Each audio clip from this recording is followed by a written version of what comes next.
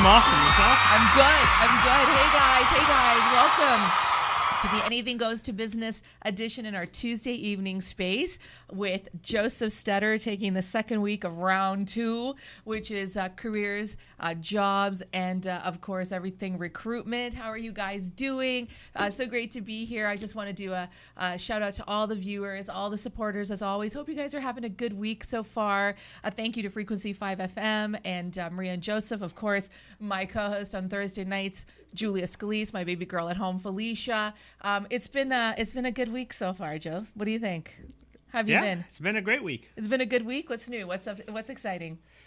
Well, I'm house hunting, which is an experience in itself. How's that going?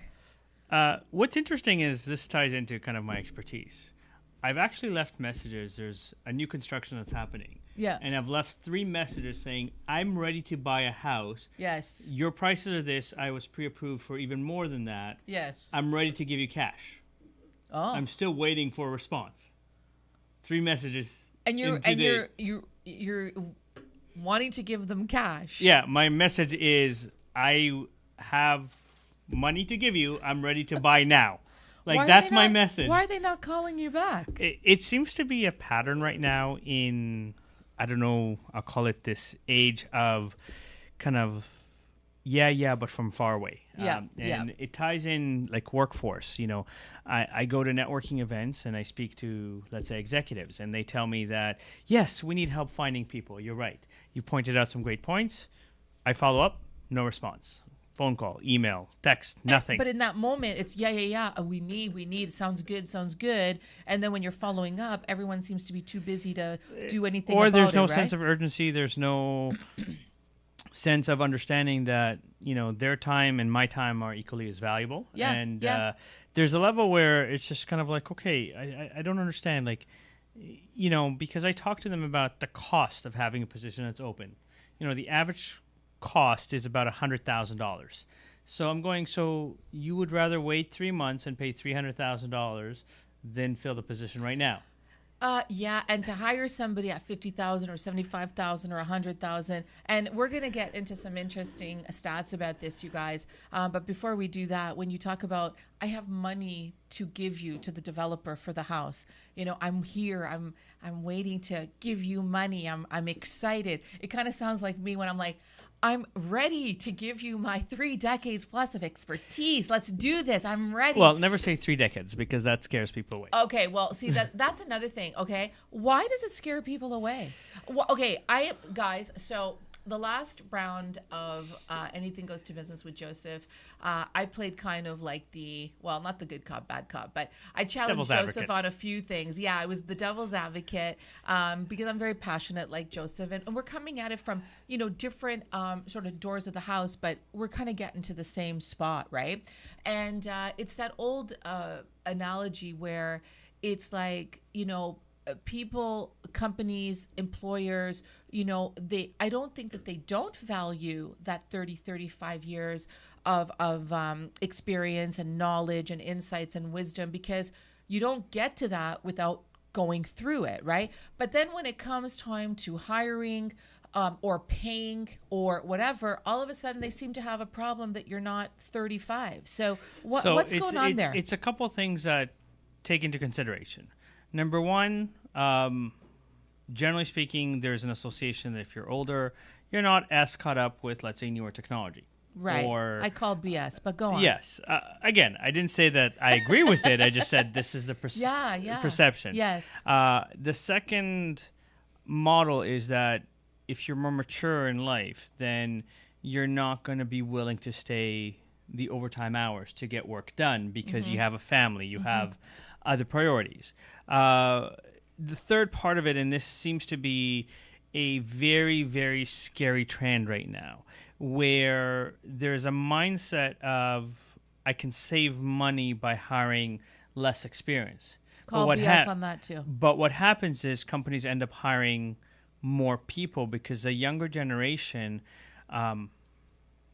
theoretically are considered to be the smartest generation of all previous generations combined. The problem is that there's so much information coming at them that they don't know how to process what's real and what's not.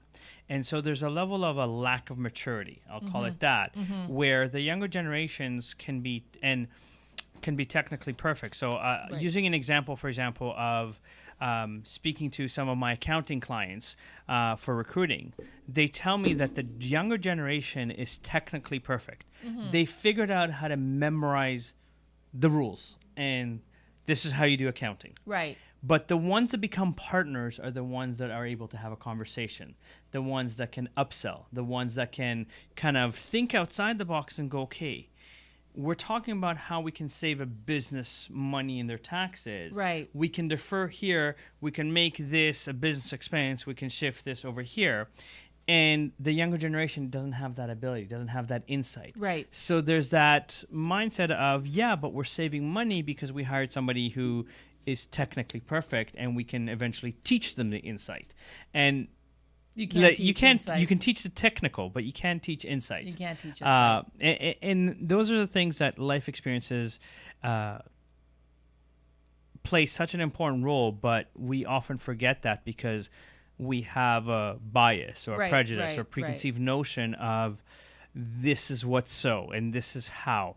And it's small little things, but we don't think about them because we're lost in a shuffle. We are in a digital age right now where even for job finding, instead of the human connection, it's the automated database. And the database looks at you from sometimes how your resume is formatted, not how good your resume is. Oh, yeah, that's a good segue to the rejection emails I received in the last 2 weeks. But we'll get to that. Let's break it down.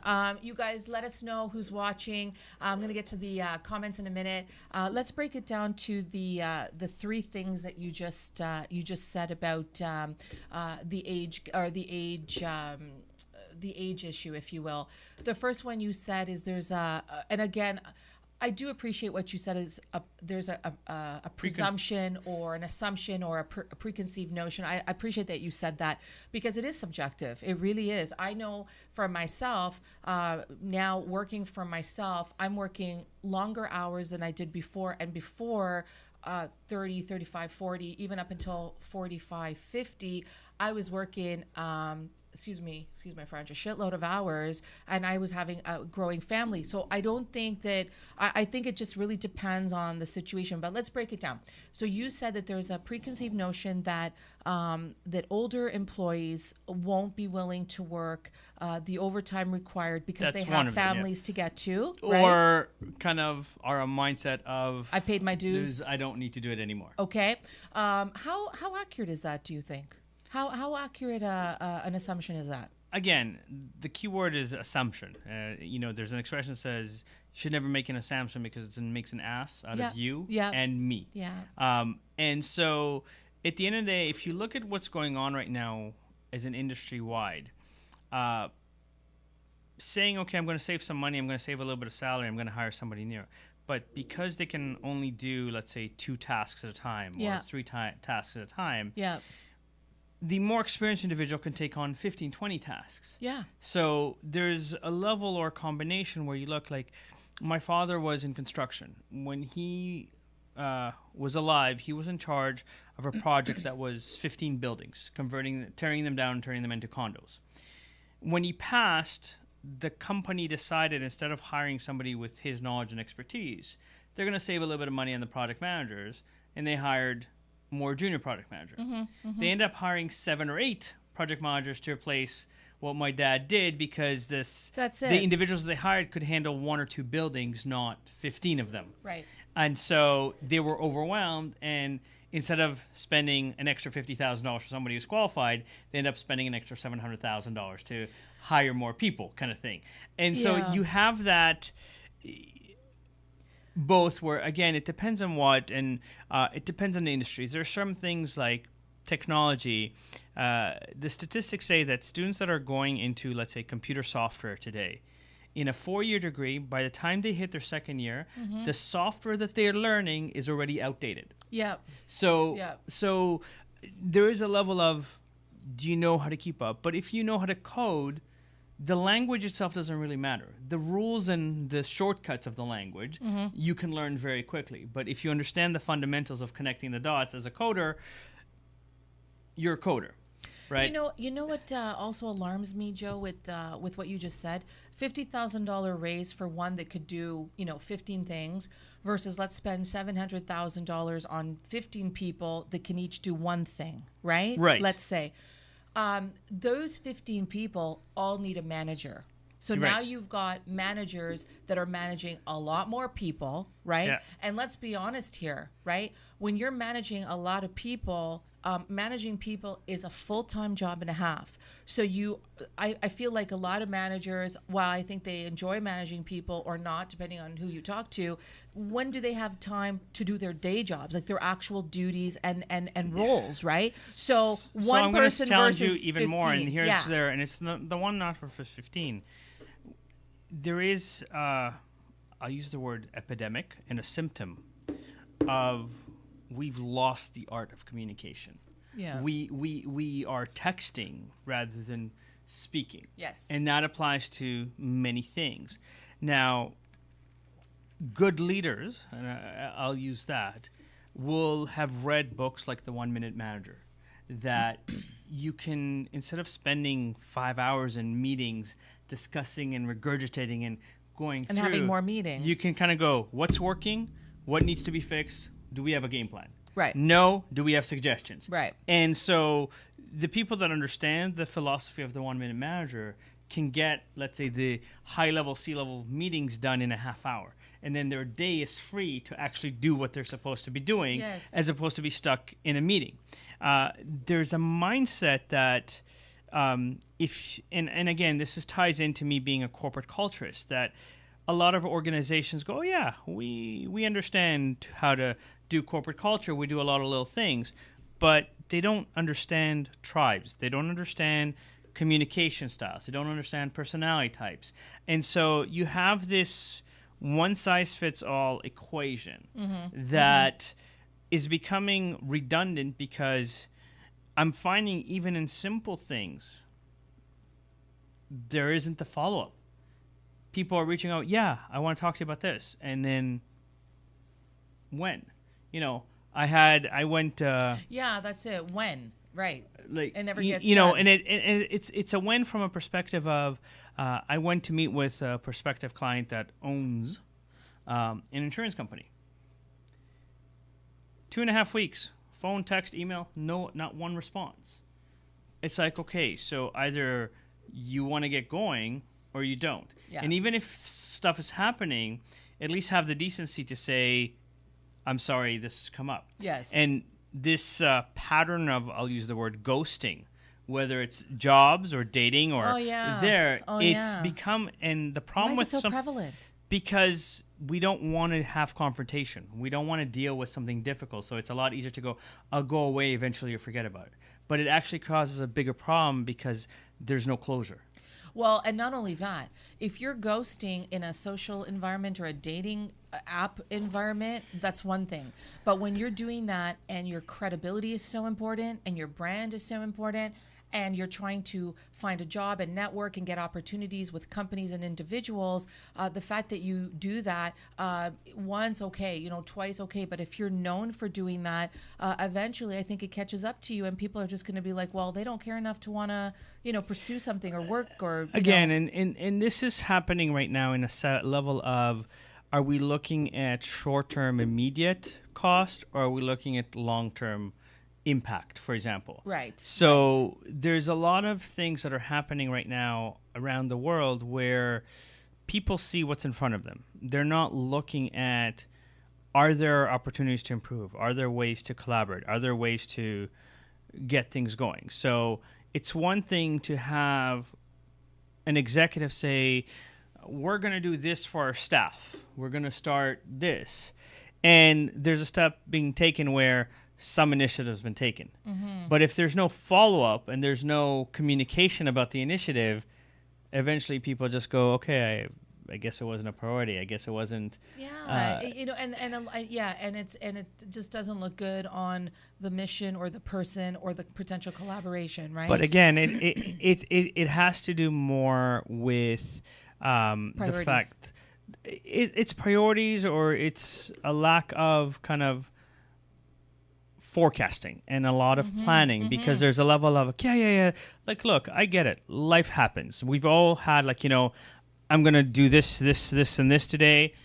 You wake up and you have a massive any of it. You have a massive 6 headache at night. Right, you have a massive headache. You have whatever. Other you have things family come up. situations. That kind of, I'm not dismissing that in any way, shape, or form, and I understand. I speak from experience. Right, we all have that. There's a level of, okay, you know what? It's very easy to restore integrity by apologizing and say, you know what? I'm sorry I didn't get to you earlier. This came up. And the moment you say, I'm sorry, that there's an energy or a bond to kind of renew it. But you're following up with that person. You were taking the initiative to say, I haven't forgotten about you. I just can't get to it right now. This has come up. And you're still staying in contact, but to not be in contact for a week, 2, 4 weeks, 3 months, that's just unheard of. And then when but they it's come not. back to you, That's unfortunately, that's the way that business is being done right now. Yeah, I shouldn't say unheard of. It's common, but it's unheard of in the context of it's not acceptable. Yet it seems to be this thing about it's acceptable because a lot of companies are doing it. A lot of people are doing it. But again, a lot of companies are doing it under the umbrella of, for example, is Canadians, and I use that term loosely. Yeah. Canadians don't like confrontation. So they don't want to say this is bad. They're trying to minimize the costs by going, okay, everything is an automated service. Let's use one of the big cell phone companies. I started laughing. Cell phone companies. Like, I was laughing hysterically when they made an announcement now with live people, like, to actually answer your questions.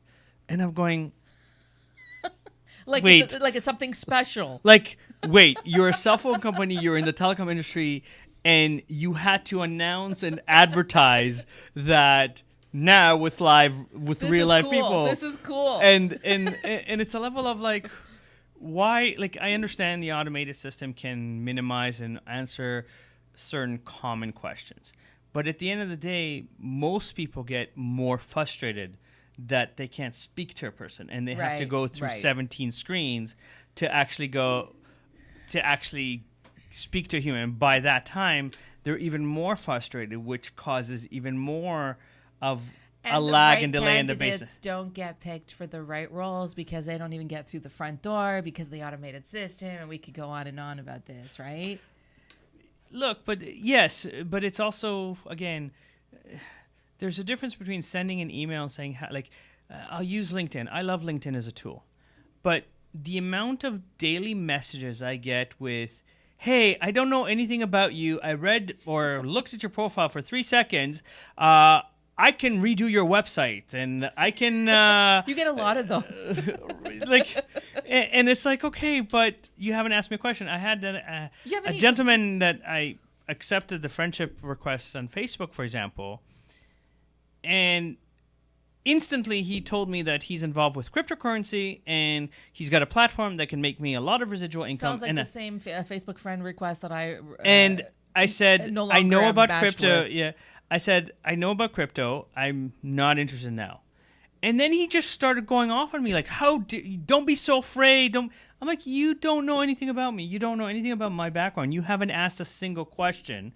I said to him, I know what it is. I have access if I want to invest. Yes. I don't need your platform. And he just started attacking me. And I started laughing and went... He got really upset? He got really... Like, in the Facebook, he's like, you're afraid, you don't understand. And I'm just like, okay, but he you're right. I even don't know understand you. about residual income. I don't understand about this. So in a 3-second chat that you've had, not even an actual conversation, but an actual typing chat for me, you've decided that you know better than me what is right for me and I'm when going it's to interrupt you right now. Right now, I'm going to interrupt you. I have to say this. Well, the automated tracking systems that are checking out the keywords on the resumes do not know me either, do not know my story. They're basically discounting and doing away with good people because they don't take the time not to be lazy and actually use a different platform, whatever that is. Maybe you and I will come up with one. But anyway, whatever that is, to actually have a phone conversation or an interview with people. And the thing is, they know nothing about whether I can do the job or not. And at the end, yeah, like Joe, I could be there going, are you kidding me right now? Like this, that. I could call them up and go, you didn't even meet me. But at the end of the day, it's kind of like, not acceptable as in I have to be happy with it, but it's just kind of the norm right now. And so there, I guess where I'm going with this is where most people struggle to find a job. And because there needs to be an etiquette around certain things, I think. And I'm going to touch this because I touched a little bit on this in the first session, and I want to go back to this. Can you hold that thought? Yeah. You hold that thought? Yeah. Okay. Guys, I just want to say hi to a few people. Julia Scalise, I wonder who that is watching. Vortex from Dubai, all the way from Dubai. Thank you so much, is watching. We got Jermalyn, Patricia Barnes in the house. How are you, Jermalyn? Great talking with you today. Again, Jermalyn takes our fourth Tuesday of the month segment on dating, relationships, and marriage. It's really great. All the folks on our Tuesday night platform are fantastic. Joe Stetter is watching. Also wonder who that is. Jermalyn says, hello, my friends. Rena Rovinelli is watching. Great to see you on here, Rena. It's been a long time. I hope you're doing well. Arturo Flores is watching. Thank you so much. He says, good night, everybody.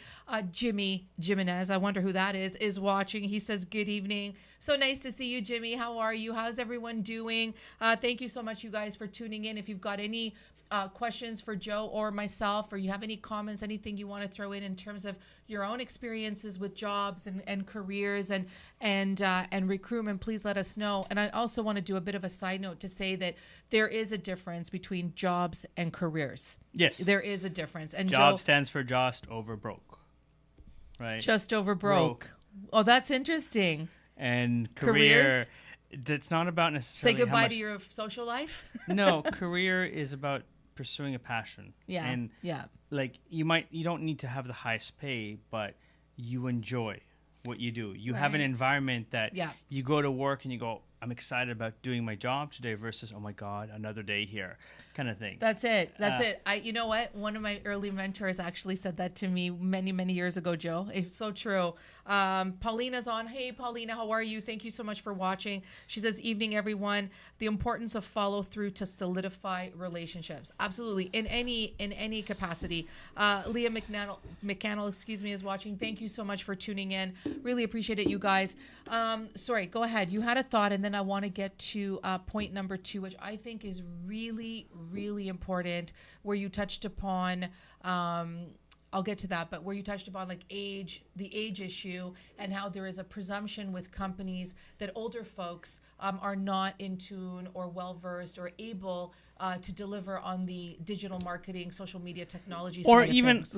But it's also the high level of running around. It's the high level, like the energy put into, like, you're just go, as opposed to slow and steady plotter. So it's not necessarily that you don't know just social media. It's a matter of, for example, the energy. Because if you're leading people that are, let's say, half your age, are you able to connect with them? Are you able to relate to them? And that is part of the psychology behind it. And it's really unfortunate, and I get upset more and more as we have these conversations, not at you, because you know how much fondness I have for you, but I have often, over the course of my career, I've had people of all ages on my teams, from 20 to 50 and plus. And one of the beautiful things about the diversity of that is that the different folks, based on their experiences, their age, their passion, their expertise, bring so much to the table that all the skills complement one another, right? Right. So the fact that I've had, I've been the boss to people half my age, absolutely, there's been a beautiful relatability factor there, because the right leader, the right kind of manager will mentor, guide, and help them succeed and promote them. And absolutely, what I mean? That's what leadership is all about. My favorite book on leadership is called The Radical Leap by Steve Farber. Yeah, Radical Leap by Steve Farber. And he basically defines leadership as the acronym LEAP. Love, energy, audacity, and proof. If you cultivate love, you'll generate energy. You'll inspire audacity, and the proof will be in the pudding. Right. And then he also comically says in the book that the difference between a leader and what he calls a radical leader is OS exclamation M, better known as oh shit moments. But Oh again, shit moments. Yeah, yeah. we have a few of those. Right. And this is where I want to tie it in also because when you promoted for the show today, there was somebody on LinkedIn that asked. The databases, most of them are programmed to look at the formatting of the resume rather than the quality of the resume. Or what's in the resume, like the correct. wording? Or the wording of the resume. Second thing is that you have to understand that I mentioned this last show, and also to respond to the gentleman from LinkedIn, the typical job posting today will get between 350 and 5,000 resumes. An HR department of 2 or 3 people to represent 1,000, let's say, does not have the time to call 350 to 5,000. So they need the database to help screen out. The problem is that the database, even if they have questions, the questions are kind of yes or no questions and generic versus insights versus results versus success. So there's a few things to understand about the databases, and this is why they're counterproductive and why most people fail. Most of the databases actually have a less than 5% success rate of getting people hired from it. Right. Because if you think about it from a numerical perspective, the largest one in the market is Indeed. They have about 36, 37 million users. Wow, that's a lot. Indeed, huh? Right, between Canada and United States. Are they the highest? Are they They're the highest right now. Okay, like Monster has dropped in the past few years because they haven't kept up. They're at approximately, I'd say, 24 million. And then you have Glassdoor, Career Builder. Those are the big ones. Right. In Canada, you have some of the smaller ones like All-Star Jobs, Wow Jobs, TorontoJobShop.ca, that not as many people go to, and therefore there isn't as much traffic. Right. And some of the companies will go, well, if you applied from some of the smaller ones because you actually had to research them, I'll respond to you first because we know that everybody's on Indeed, but not everybody's on All-Star Jobs, for example. So are you saying that it's a better strategy or a more effective strategy to go on some of these smaller sites where there's less traffic, and then if you apply, the chances of you being viewed my are strategy higher? is to apply through 10 different sites, for example, Right. for the same posting. Right. And if the company responds to you and says, stop applying, we got your resume, they don't like your resume, number one, but at least they saw it. Yeah, at least they saw it. Yeah. But there's a level where I can speak from my own experiences that some of when I was working for other people, the way that we screened was like, okay, don't call from this place or this place because we know that's common. Oh, okay. So call all the other ones first, and if you don't find anybody good, then go back to the mainstream, for example. So that's part of the mindset. The other thing to understand is the databases score your resumes in 3 ways, and most people don't understand this because this is a major mistake for most people. Number one, they score your resume when was the last time you actually touched it. So if you posted a resume in November and you haven't gone into it, we're now in February, you're on page 750. So, sorry, Joe, I know you mentioned this once before. Explain it again so that even I can understand it. Like, so you're saying, so let's say I have a resume that I updated, let's say I updated it 5 weeks ago, okay? Right. And I used it to apply for a number of jobs. So here's the thing. If you applied 5 weeks ago, yes, you're not current. Now, the database... I'm not current, though, on the database. Which database? The company's database? No, the job finding database or the like if you're going through Indeed to get to the company's website. Yes. The posting is connected to Indeed. So if you haven't touched your resume or done anything for 5-6 weeks, you're lost in the file. So the posting is connected to Indeed, not the resume, not the job. Sorry, not the actual job posting. It's both. So the resume. I'm going to use a simple example, Okay. like Craigslist Kijiji. I don't know if you've ever posted to sell anything there. Never. Okay, or even Facebook Marketplace to try and sell something. If you get the free ad within, let's say, 3 hours, you're already on page 20 of items that were listed to be sold. Right. If you wait 2 or 3 days, you're on page 60. Right. So no different with your resume. if you haven't touched your resume on Indeed for 5 weeks, Yes. you're now on page Okay. 400. So Okay. the trick is, so most of the databases like Indeed and Career Builder and Glassdoor usually refresh their database between 11:45 p.m. Yeah. and 2:45 a.m. Okay. So depending on when you go to sleep, go into your resume, add a space beside your name, save it. The moment you press save, you're actually a brand new resume in the database. So I understand this. Okay, this guys. Okay, hot off the press, just so that I understand this. All right. Let's say I used my resume this morning, Right. and I sent it to one job posting or 20 job postings on Indeed. Right. But again, sending it and the resume that you have saved on Indeed are two different things. Right. But Yeah. then let's say, for example, tomorrow comes and I see another job posting on Indeed. If I were to send my same resume that I did 24 hours earlier, that same resume is still attached to yesterday on Indeed. But if I go in and instead of putting a comma, I put a semicolon and save it and send it out, it's seen as a fresh document? Correct. So every time you make a minor change to your Okay, resume, this would explain a lot. right? So this every time, explains a so lot. if I look at even in the banners here behind us, so like you see how it says follow us, Yes. you go beside follow us, you put a period there. Yes. Save it, erase the period. That forces the resume to be in the refresh of the daily new resumes. So recruiters or employers that are looking for people, not necessarily your resume that you sent, but looking through the database, will actually see your resume on Indeed because it's fresh. Is this a silly question? Is that assumption or that process associated with me saving my resume on their database, right? Correct. Okay. But what if I, have it on my desktop and I send it out to 10 different companies? Again, it won't matter, or it will matter? It won't. It's both.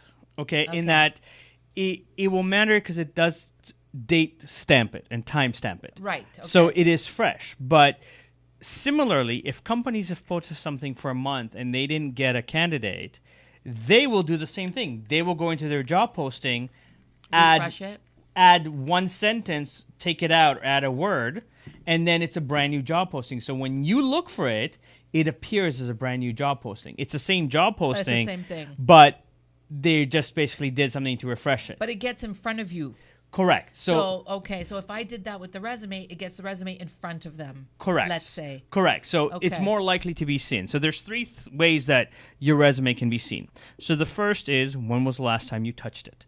So you need to go in every night Yeah. and do any minor thing. Go anywhere in your resume, click spacebar, press Font save. changes, font change, font size, font. You don't need to do big changes. It Right. it can be very, very minor stuff. Right, Like right. literally put a period, save it, erase the period, incredible. Yeah. save it, Yeah. right? So that's the first thing, because people just leave it and go, hopefully somebody will see me. Yeah. Nobody will see you. No. Because I can tell you from my own experience as a recruiter, let's say, when I get a new job posting, I reach out to my network first. But if I have to use databases, right, I go to the most fresh. I don't go, so yes. I'll spend an hour or two looking, and then Yes. I save the search and have it emailed to me daily. Yeah. So yeah. I only look at the resumes that are emailed to me daily. I don't look at what's on the database on page 700. It's like going on Google. You always stick to page 1, right? Or 2, possibly 3, but you're not really going to page 25 on Google. It's Right. the same analytics. Let's get back to the comments. And Joe, this is very good stuff. I want to continue talking about this. I know I always in the interest of time, because I want to get so much in here and I want everybody to hear Let from me just you. finish the other two Yeah, points of because they course. overlap. So the second thing that the mistake that most people do when they write a resume is that they When write they write a resume? when they write a resume and then post it. Is that we've been taught as a society in Western civilization to fill the resume with action words: managed, direct, liaised, coordinated, all that. Now here's the thing. If you look at the job description, it says do this task. Right. Meaning, like, if I use you because you're a marketing person, direct mail out, website, blog. Those are the words that I, as a recruiter, am looking for, Right. not manage, direct, liaise, coordinated, Right. that most people spend the majority of their resume trying to do. And in doing so, what's happened is that we're getting the generic, I know how to do this. So I'll use sales as a background. Just because you sold lemonade when you were 10 years old does not make you a salesperson. But if you go, I know how to do sales, great. Do you know how to do business to business sales, business to consumer sales, business to government sales, right? Direct sales, account management. Cold You haven't you haven't given me the actual sales words.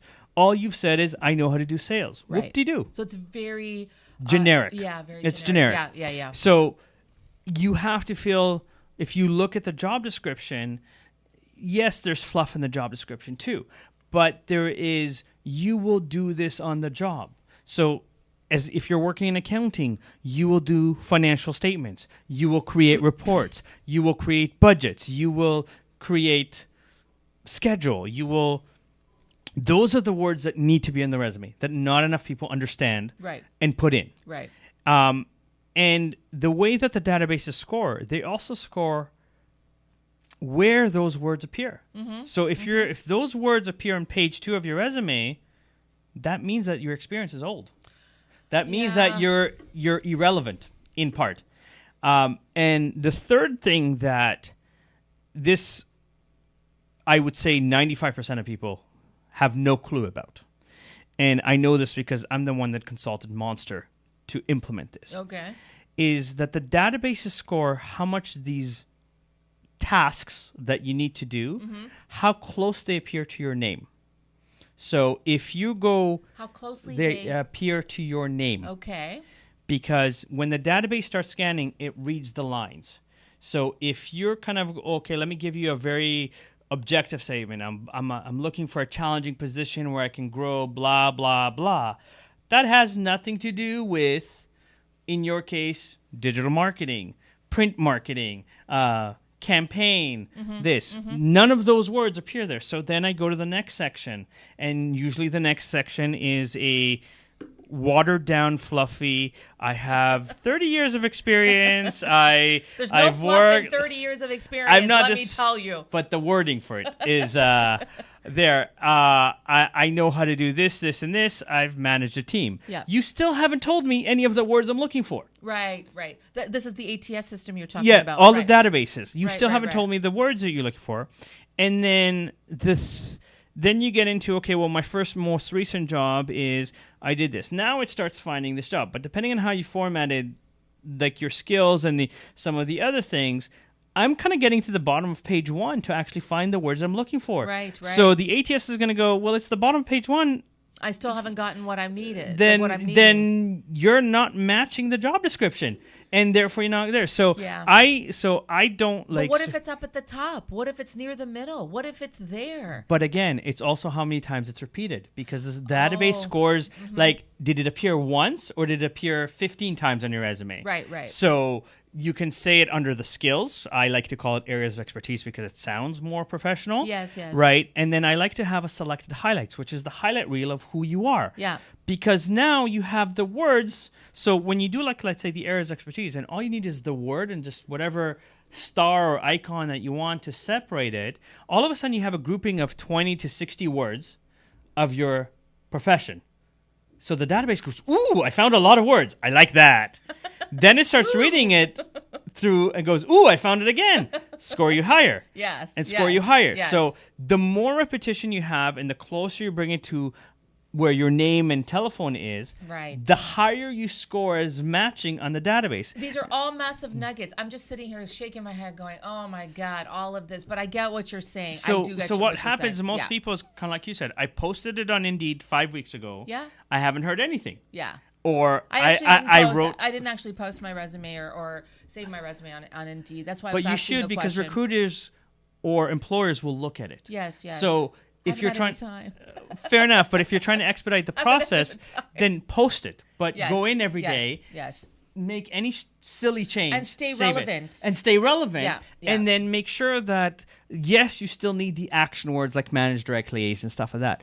But don't focus all your energy Yeah, on I that. don't have too much of that. Focus on the results and focus on the actual words in the job description Mm-hmm. that are the tasks Yeah. that you'll be doing. Yeah. Not, I know how to do this. Because it's like, I can say I know about social media marketing. Yeah. By no means will I charge someone for social media marketing, because Right. I'm not at a stage where I'm going, here you go, my social media has 100,000 likes on it, for example. Yes.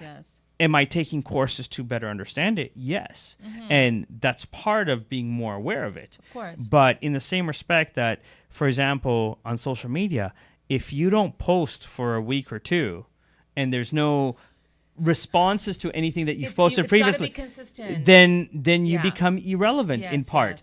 yes. It's no different with your resume. Yes. But in order to be relevant, not only do you have to be recent, but you also have to give information that's not just, yeah, I'm a good hard worker, and And I'm yeah. going to interrupt you. I think that relevant on social media or in generality is different than oversaturate. There's got to be, so in other words, you like sending out your resume to 10 sites and then calling them and following up and following. It's a bit overkill, but I know what you're saying about it's got to be timely. It's got to make sense. It's got to be, strategic. Right. It's So got for the to- job finding, you right? don't need to do as extensive. Yeah. Once a day, Yeah. go in and go, minor change.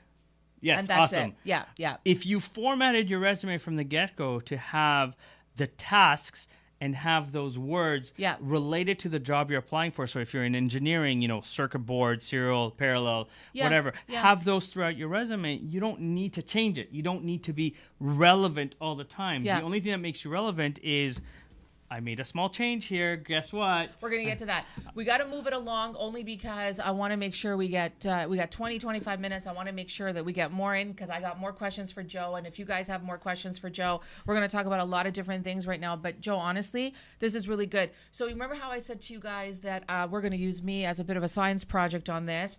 So let me get to the comments and then we're going to get back to that. So we got Renato watching. Hey, Renato, thank you so much for tuning in. He says, hey, Marella, good evening. Doris, hi, how are you? Thank you so much for tuning in. Lovely as always. Fiona Strong is watching. Hey, lovely. Thank you so much for tuning in. Really appreciate that. Jim St. Pierre is watching. Paulina says, age means nothing. I was the first to do chat online, then tweet and Facebook client servicing. I am 55 and everyone is half my age. My years of client servicing has great value. You go, girl. Let's have an amen, as Julia Amen. would say. I second that. In the chat, because you know what? Good for you. I keep telling people, age has nothing to do with it. And at the end of the day, people are and companies are missing out on some of the best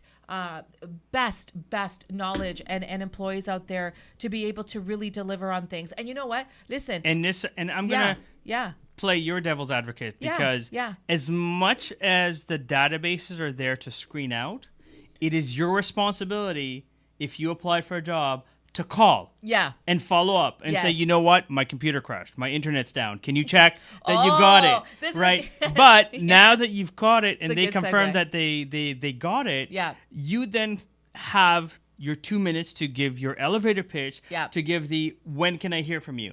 If I don't hear from you, can I get feedback on my resume? Now you've started that relationship that allows them to go, oh, yeah, that's fantastic. Yes, I need to do that. Not enough people are doing that. I'm a firm believer in self-development, and I appreciate that there's different experiences and different knowledges. If you're going to call yourself a coach and a mentor, you need to know what you're comfortable speaking about. You need to know what the boundaries are of how far you can take the coaching. And there is too much, I'll call it noise, where I can do everything. I can help you with every problem that you have. I've been in the job finding world, recruiting world, career coaching for the past 20 years.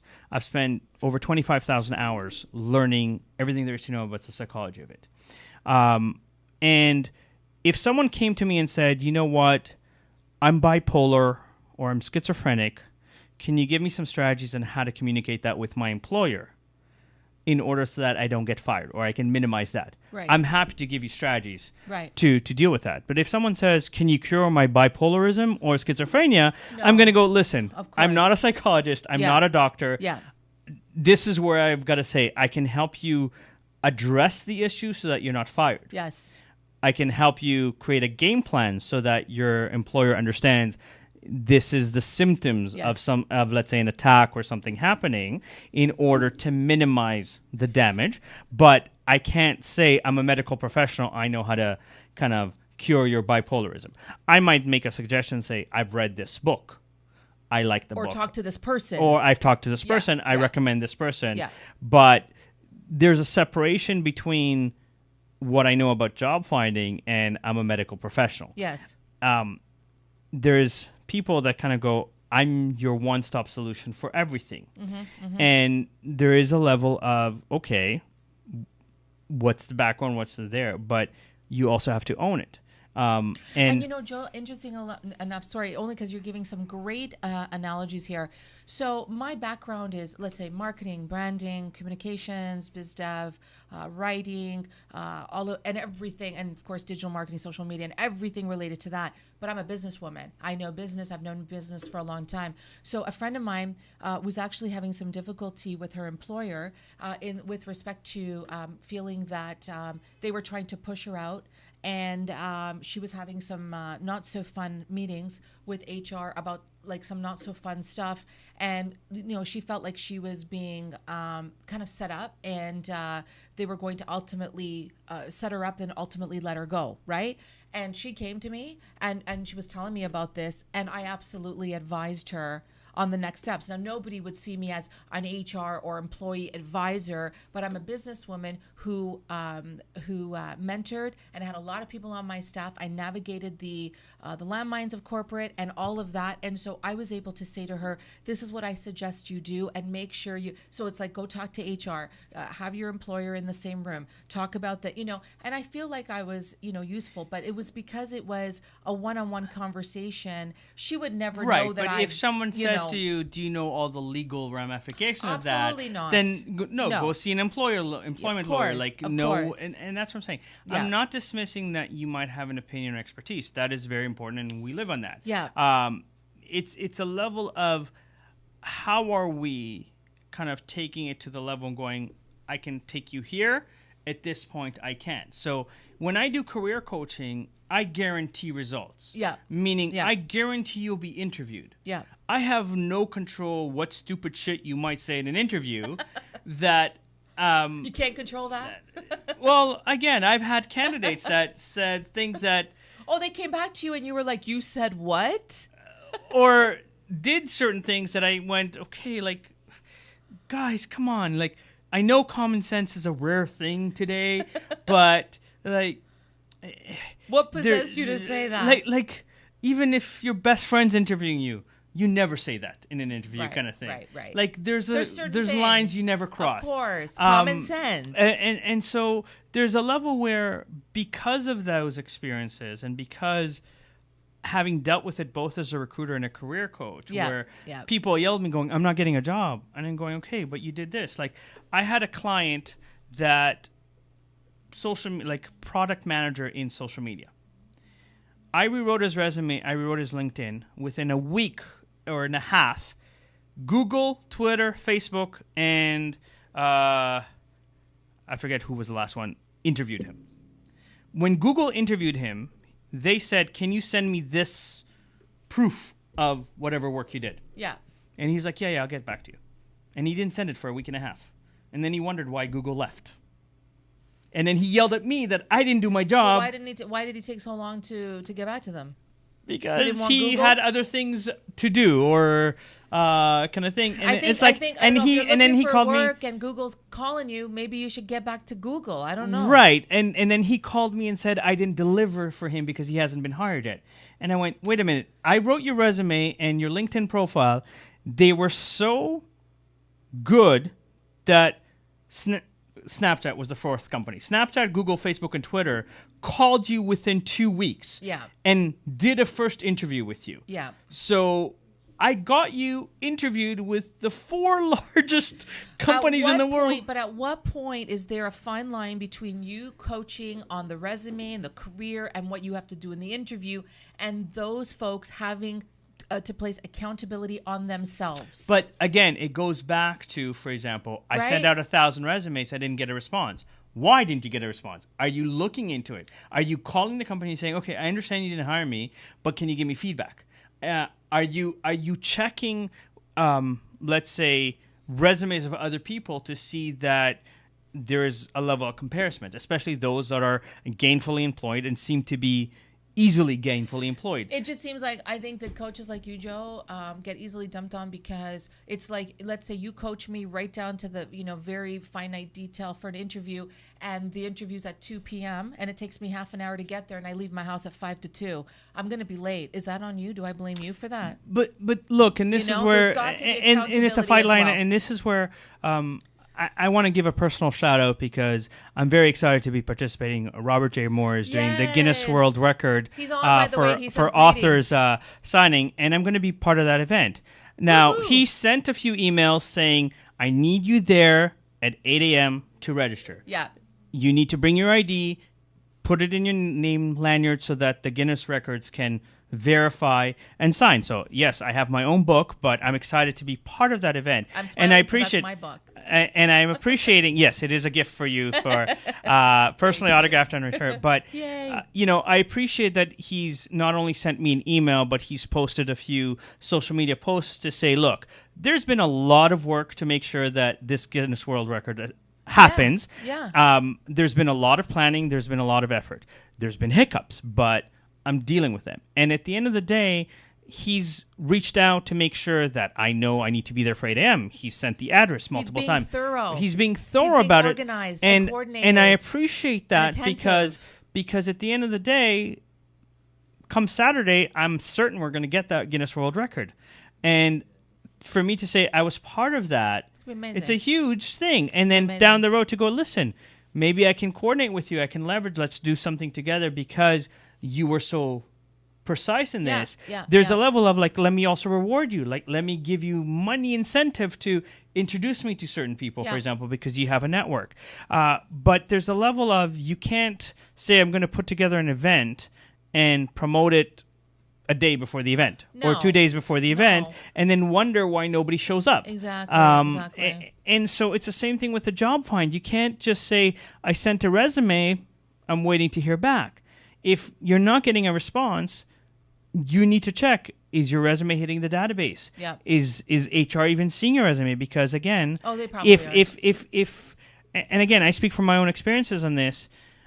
When I worked in finance, I applied to 8 different positions in the bank. I ed hired for one of them. A month after I got hired, I got a letter in the mail saying, thank you for applying. We'll keep your resume on file. I took the letter to HR and said, should I be worried about my job? HR looked at me and went, oops. Okay. Automatic letter. So speaking of which, and we got to keep this moving, but I want to just say, because a few people are tuned in here, Robert Moore says, I've been lucky as I have not had to write my resume for over 15 years, which is amazing. And Robert, I was in that. I didn't have to write my resume for probably 15, 18, 22 years.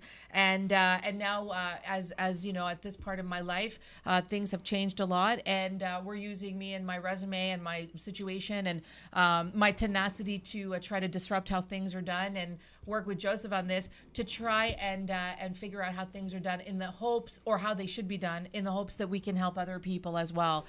So that's awesome, Robert. Good for you. Lorna Dillon is watching. Lorna, how are you? Thank you so much for tuning in. Aziz is watching. He says, hey, everyone. Thank you so much, Aziz. I hope everything's well. I think you had a trading course tonight. Hope everything's good. Jimmy says, should you update your resume all the time or be loyal to your company? So I'm going to answer it this way. Yeah. If you are enjoying the work and you're enjoying the company in terms of the culture and how they treat you, you shouldn't need to be looking.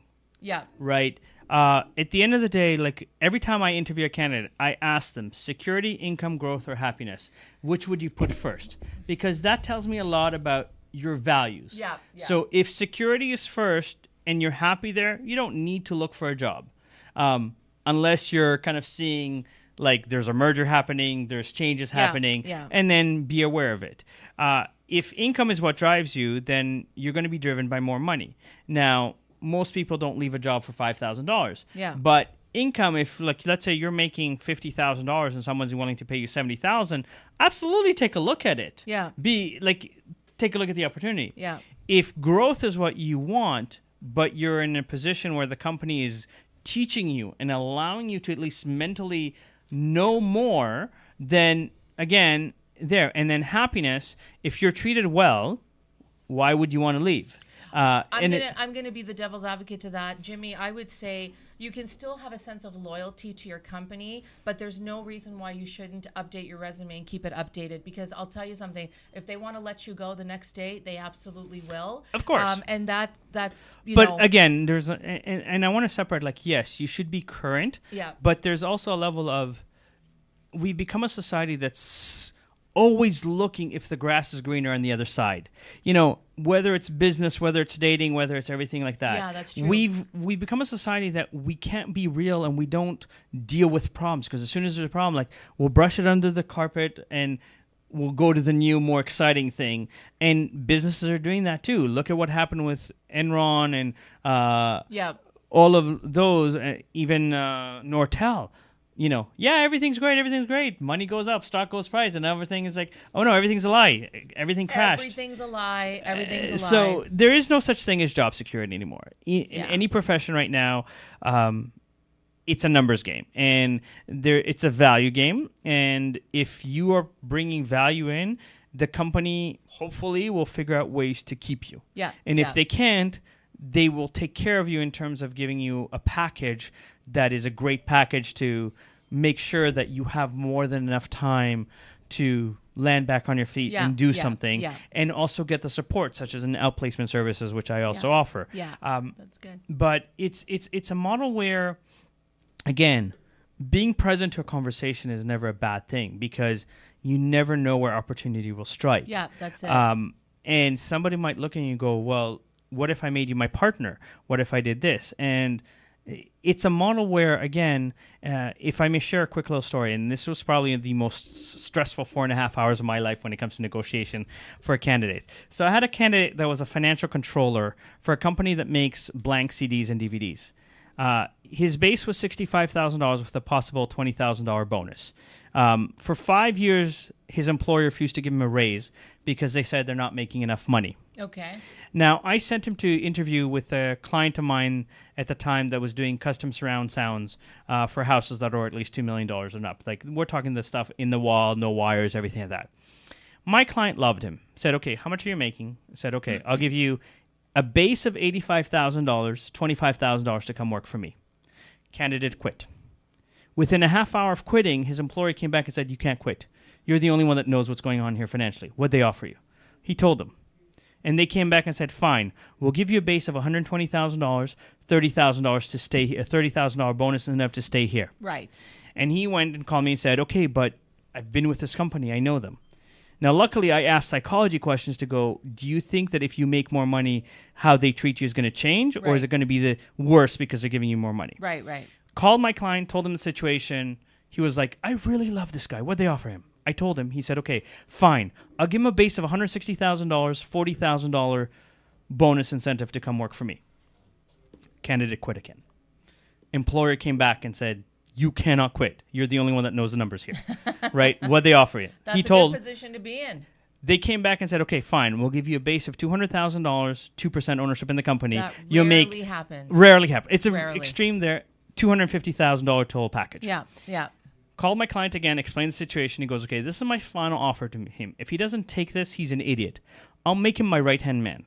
I'll give him a base of $265,000. Wow. And 9% ownership in my company.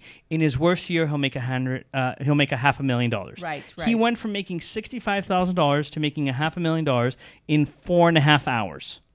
Right? Now, here's the thing, and this kind of ties into Jimmy. If a company treats you well but doesn't appreciate you in terms of rewarding you financially or rewarding you with other incentives, it's always a good idea to know what's going on around you, in the sense that, like, if recruiters reach out to you, you can have a conversation. But after you have a conversation, you can make an informed decision on whether or not it's time for you to change or you'd like to stay put, because But why did his salary go up 8,000% in 4.5 hours? Why didn't they see his value before he resigned? Because until he was ready to resign, they weren't worried about it. It's They the same. weren't It's the they same weren't thing. worried Like about let's it, say but when that you does- they like. weren't worried about it, but that So doesn't let me mean ask they you shouldn't this. see his value. You've been living in Toronto they undervalued him. But here's the They mindset. undervalued him on purpose. But here's the mindset. You've been living in Toronto for how long? My whole life. Right. Have you visited all the tourist attractions in Toronto? No. Why? Why? Because there's not enough hours in the day, but I've seen Because many you of know them. that you live here and eventually you'll get to it. It's not a priority. Yeah, okay, but hold on a sec. It is okay. It's not a priority because I can go visit. I'm gonna go pay my ticket to get in there, no problem, right? But they're gonna make money from other tourists going in there, whether I live here or not. But those employees that work for the company, eventually, if they leave and they're the only ones that know what they're doing, it's gonna cost the company. And the company But again, needs the to be companies smarter. don't. But that's the Companies thing. need to They be don't smarter. recognize that. Companies that need to be this smarter. is where you need to create a 5-year Guys, game plan sorry, for. can we keep the chatter a little to less extent, please? Sorry, I'm hearing Right. lots of chatter in the Right. studio. But this is what I'm saying is, not everybody's driven by money. Right. So if you create a 5-year game plan in each of your tribes in terms of departments, Right, because right. it can't necessarily be a company thing. Right. It's a department thing. Right. So someone that's, let's say, an IT professional that just wants to learn new technology. Right. If you create a game plan that says, every time you're done a project, here's the new technology I'm going to teach you, Yeah. they're not going to leave you even if the pay is low because they're happy with the fact that they're learning. And there's a level where again, if you're not driven by the money, you don't need to pay the money if that's not the request. I know, but I just feel that the companies do not value the employees until they resign. Then all of a sudden they're coming up with all this money they didn't have before for even a 2% raise. But it's the short-term thinking versus long-term planning. We got to continue this. We're going to be to be continued because an hour and 5 minutes have already passed. Sorry, guys. I rush only because Joseph is such a wealth of information. We have so much to talk about. I want to get it all in. There is a show after us, so I want to be respectful of everything. We are going to continue this very, very heated conversation on our next segment because I think I want to do a little bit more of a deep dive in the context of employers need to do a better job appreciating employees well before they resign and there's counter offers. That's only my opinion. But on that note, okay. Let me also officially gift you your copy of Thank you, Joe. Everything You Need to Know About Job Finding. Guys, congratulations. Thanks, Joseph. Congratulations, you are hired. Thank you so much. Again, this is a Bible, okay, of wealth of information. And on the next segments, we're going to be taking some, some excerpts from here, and we're going to look into them. But before we sign off, we're going to do our final thoughts. But before we do our final thoughts, you guys, I really just want to say, give a few shout outs to a few more folks. Julia says, such an amazing episode. Thank you, baby girl. Robert says, I love it. He said, we sold out the Guinness World Records event. And you know what? I'm so happy for that. And you know what? It's a testament to the passion, the purpose. People are believing in it, especially when you're saying, if you're planning an event, you're executing, you're keeping people, in the loop, and it's executed accordingly, and you bring people together, and everyone's there for a common goal. You know what? I think, what's the saying? We're better together, right? Right. So, Robert, well done there. Rosemary is watching. Thank you so much for tuning in. Aziz says his training was good. Arlette is on. She says, hello, friends. Hi, Arlette. How are you? Thank you so much for tuning in. Elena says, great conversation. Joseph, you are amazing. Absolutely. Thank you very much. So I wanted to just quickly, if I could, I stored a few of these rejection emails on my email. And the reason I want to bring this up, you guys, is I said to Joe, I wanted to do a bit of a science project over the next several months. And I wanted to do sort of a before and after my resume as it is, which, by the way, Joe did take a look at it.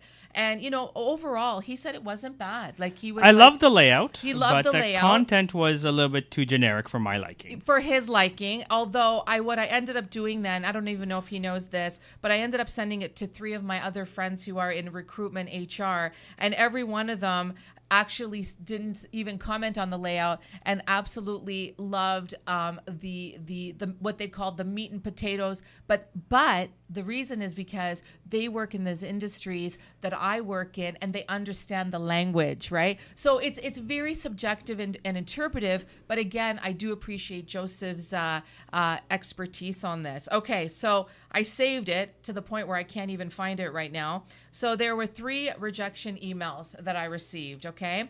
One of them was for a chief strategy officer that had like the marketing and branding component. And it said, "Dear Morella, thank you for giving us the opportunity to consider you for employment. We have reviewed your background and qualifications and find that we do not have an appropriate position for you at this time. We appreciate your interest in so-and-so and wish you success in your job search." Again, didn't meet me, didn't interview me, didn't call me. It was just, like a Automatic responder. automatic response, right? Then there was another, sorry, guys, Joseph, please.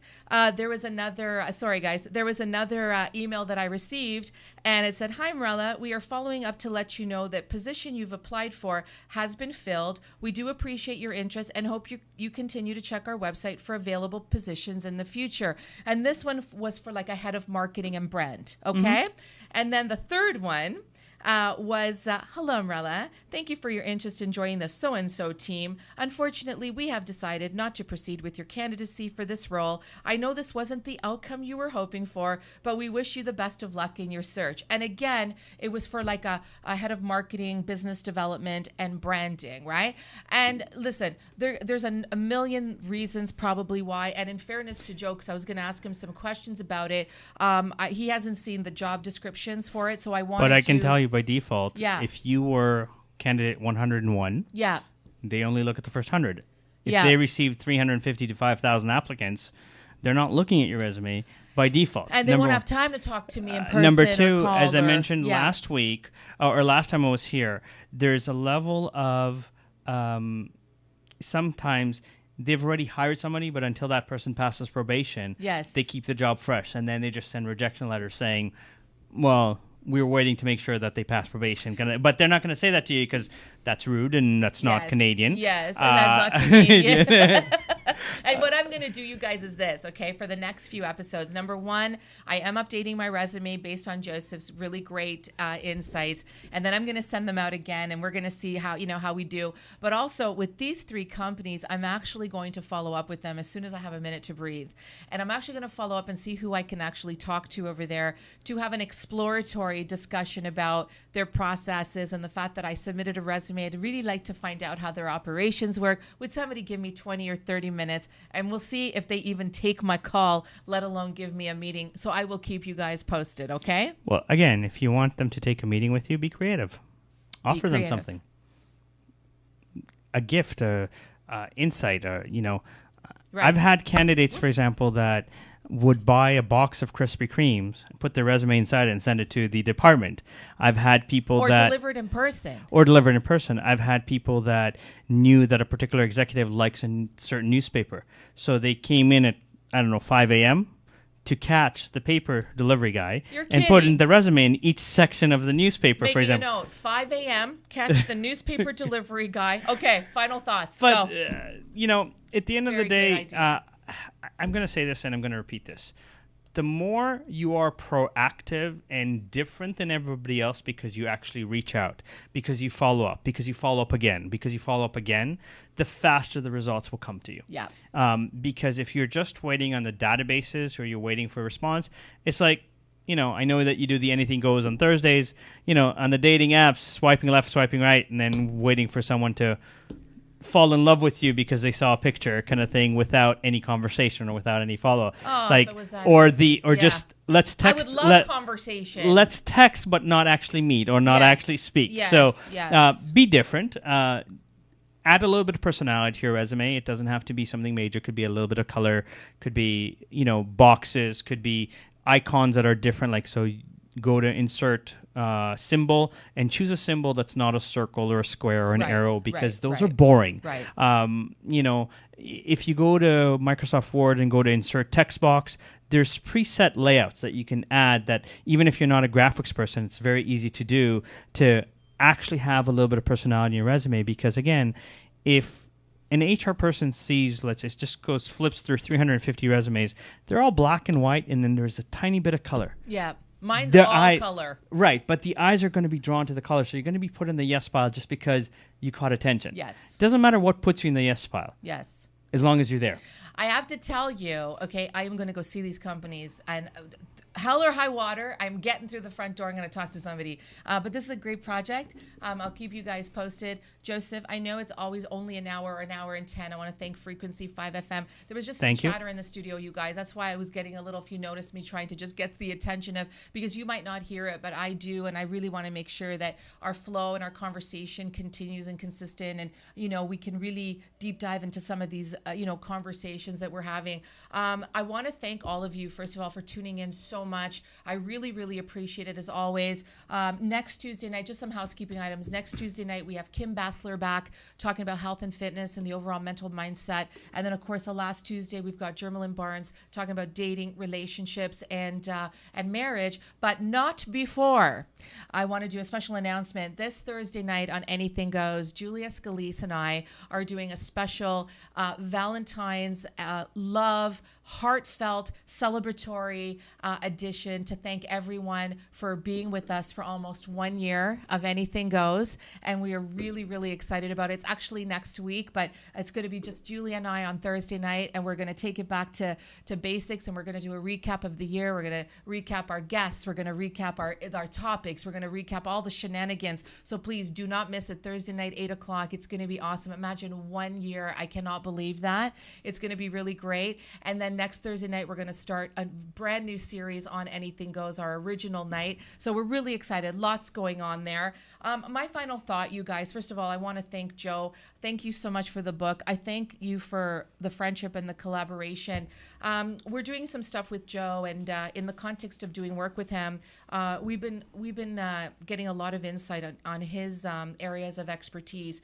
And my final thought is this, you guys. We were doing some stuff for him, and I was reading and doing some analysis on why employees leave companies. And I know why employees leave companies. If you ask me the 10 reasons, I can't give them to you in order, but I can give you all 10. I would even find 20, okay?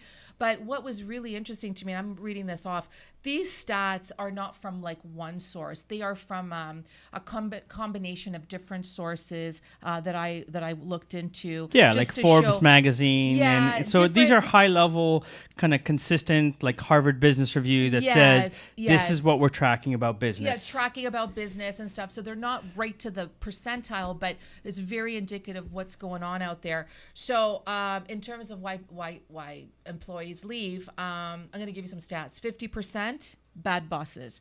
A lot of times, like a mentor of mine said early on, people don't leave companies, they leave their bosses. And I feel that that's very true, Joseph. Yeah, absolutely. 82% no recognition. And, 38% micromanagement. I thought that might be a little higher. Nobody likes a micromanager. 45% no advancement, no room for promotion, getting pushed aside for promotion. 37% corporate culture. Again, I thought that might be higher because nobody wants to be in a toxic work environment. But very interesting stats. So guys, all I'm saying is this. If you're a company, you have the opportunity to make a difference to your employees, please keep an eye on these numbers. You have an opportunity to make some changes. Joe mentioned an hour and 10 minutes ago that the cost to your company to lose good people is through the roof. All you got to do is treat your people right, appreciate them, value them, and you know what? It's a win-win. And you don't have for to everybody. go big to treat them well. I mean, you don't have to go big. You can something simple as buying smiley face balloons. Yes, absolutely. Okay, so guys, thank you so much. Appreciate the time. We're going to do a watch party. Get to all the comments. Thank you again. We'll see you back here Thursday night. Bye now. Bye. Thank you. Sorry, I'll there.